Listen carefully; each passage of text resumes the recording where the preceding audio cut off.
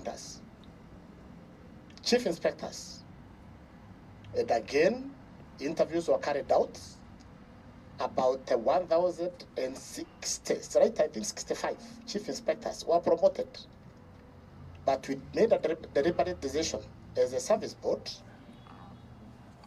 to take them back to the college, our three national police colleges, for refresher programs. Some have completed the refresher program, others is still ongoing. Therefore, Honorable Chair, honorable members, no issues at all. We are carrying on well between the service board and the commission. I hope I've clarified. Thank you, Chair. Point of order. IG, you are very clear in what you are telling us, but we would really like the breakdown of the recent promotions. I think the question is very clear. The recent promotions, in terms of who are these individuals, what rank are you promoting them to, what is the gender, what is the regional balance? That is really what the committee is asking you to do. Thank you, Chair. So on that one, I would like when says we want a list indicating all the numbers from different ranks and region and gender. So that one we can have it written down. It make it easier and completely respond the question. Very well, Chair. Because this letter comment, so we didn't expect those details, but we are well guided, Chair. If I may proceed with the next issue. Proceed to the next one. Which is on... a small intervention, Chair. Yeah. Chair, the document we need is the document. The names, the rank, and the positions of promotion, not the numbers and regions. We want the details of the people promoted. Yeah, I think that's what I did say. Thank you. And it's agreeable. Yeah. If I may ask for that, the kind of information required is the information that helps the committee look at compliance with national values and in the Constitution. Okay, understood. Chair, on the issue of the proposed amendments on the National Government Coordination Act of 2012, which now I think there is an amendment by the Honorable Malulu Njendi to basically recognize village elders, to create village councils and village units. We've been asked to comment, and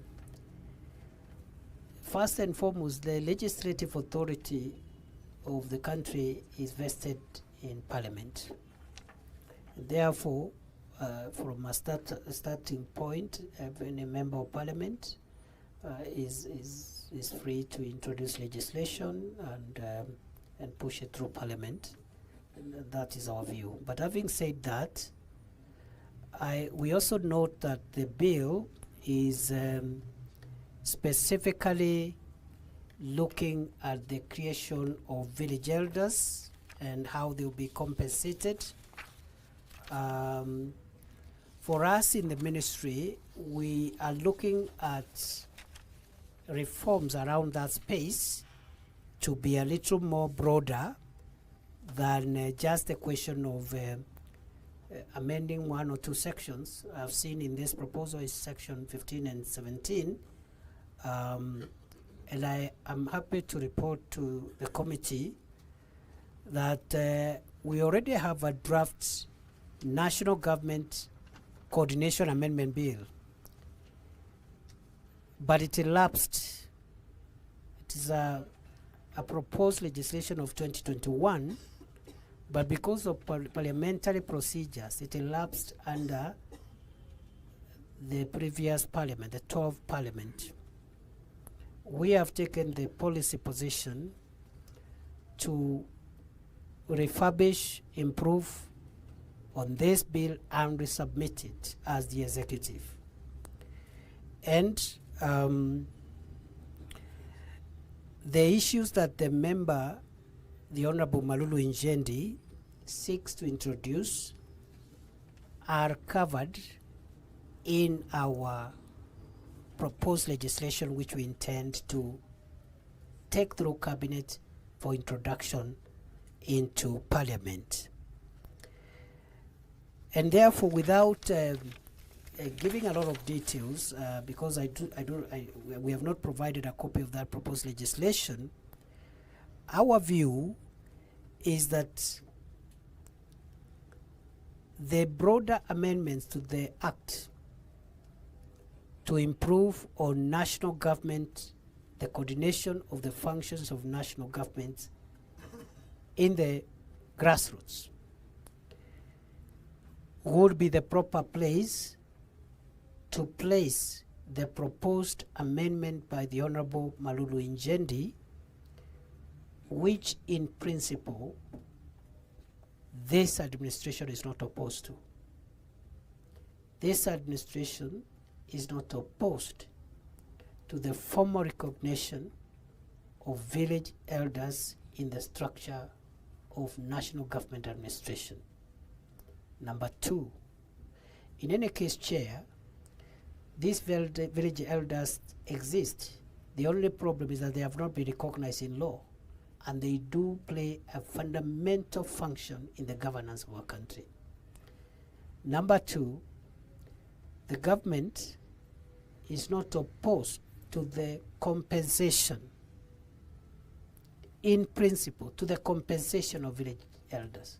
And already as a ministry, there is a working party within the ministry in the State Department of Internal Security, which is working on the financial implications, so that by the time the legislation is brought, we have discussed with Treasury, we have discussed with other stakeholders, including SRC and everybody else, to make sure that the proposals that we bring are viable. But in principle, we believe village elders need to be compensated, and there is work in progress that is already underway. Therefore, our request, without prejudice to what I said at the beginning, which is that the legislative authority of the country, of the state, lies with Parliament, we would have recommended that the honorable member could consider standing down the very specific amendments that they seek to introduce and find a way of those amendments being incorporated into the broader amendment bill that the executive will be introducing to Parliament as soon as the cabinet gives the approval. Thank you. Then lastly, I think there was the item of Sondu. You can address the issue of Gazen. Yes, for the two issues around the missing persons, I think it's whereabouts of Mr. Isaac Robles Amani. The ID number has been given there, and Mr. Noor Mohammed Okomo, the ID number has been provided. At the moment, no report has been made at any police station in Kenya on this particular incident. The same applies with regard to the second issue, which is what measures has the government taken to ensure that the said persons are located and reunited with their families. Again, no report has been made, and if a report has already been made, we would be happy if we could be provided with the OB number That will help us track the investigations and the status of the whereabouts of the said missing persons. Chair, the last but not least is the matter of Sondu. Very briefly, I would like to say to state as follows. There has been a dispute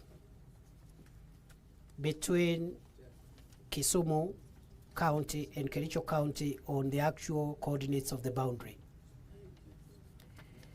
This dispute is not unique to Kisumu and Kericho. Over 30 counties in Kenya have similar inter-county disputes with regard to the actual coordinates of the boundary between one county and another. So it should be clear that this is not unique to Kisumu and Kericho. And the dispute has been there for a while. What is unique about this particular matter, among others, because as I've said, more than 30 counties are in the same state, in every region of our country. If it is Garissa, Isiolo, Meru, Taita Taveta, Kajiado, Makueni, Taita Taveta, name it, Turkana, West Pokot, very common. But what is a bit unique is the sporadic violent criminal acts, murders, and destruction of property that has occasionally been witnessed in this area of Sondu by criminals purporting to be pursuing a boundary dispute. It is our considered view that resolution of disputes of whatever nature, political, boundary, social, must be done peacefully. And therefore, with the incidents that we have seen in the last few months, because I remember, I think around July, there was loss of life again in the same town by criminals who are using that boundary issue. And then, of course, last week, we lost up to 7 people in senseless killing by criminals. Therefore, resolution of disputes must be peaceful. And the fact that the two counties have different opinions on where the border coordinates lie is not excuse for murder, arson, and other crimes that have been committed in that area. Unfortunately, it also became clear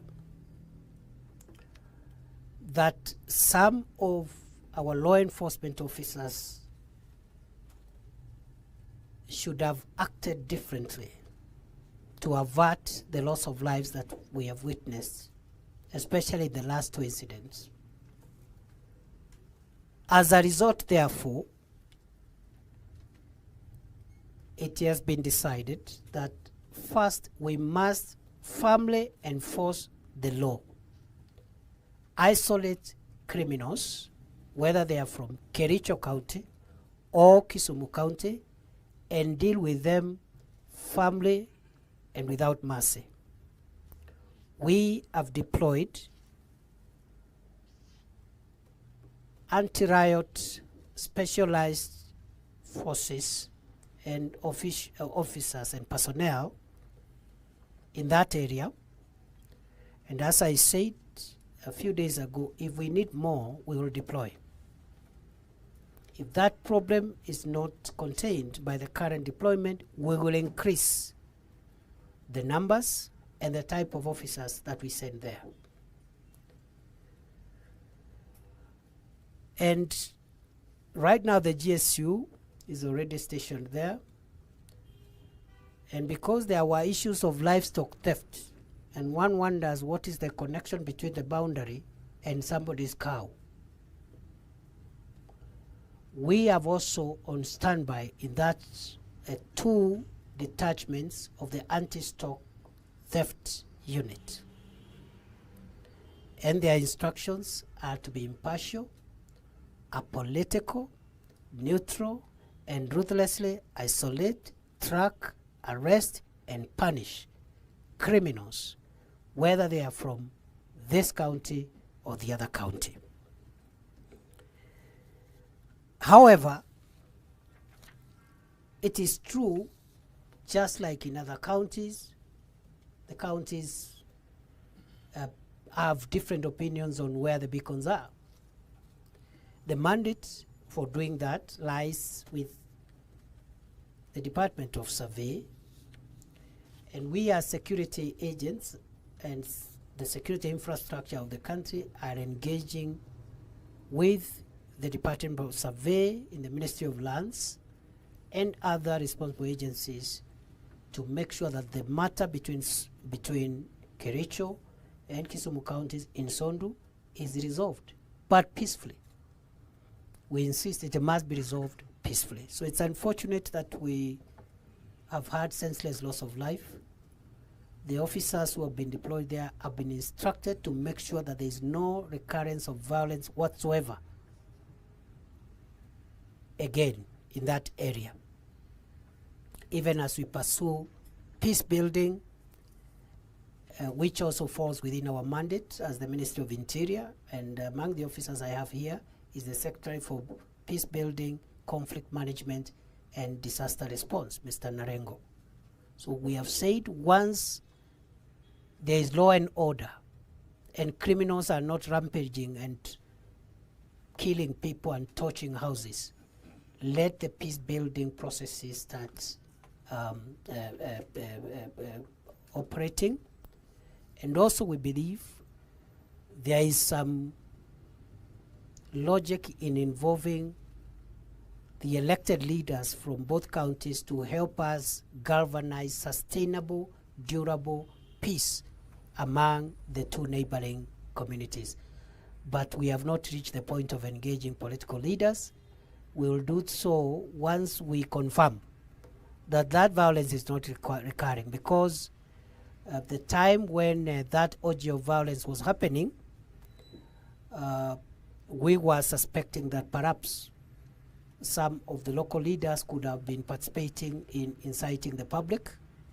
The investigations are still ongoing, and as soon as we are sure that we know who the suspects are, then we can be able to know who to invite, even from the political leaders, to assist us in building sustainable peace. I submit.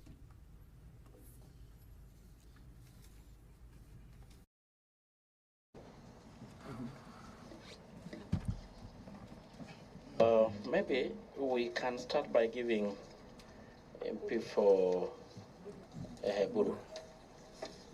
Thank you, Chairman. I appreciate the chance given and the response from the CS. But I wish to differ with the response in the following manner. One is that the matter was reported in 2 different police stations. I have the OB number with me. I was going through my phone to exactly get the OB numbers.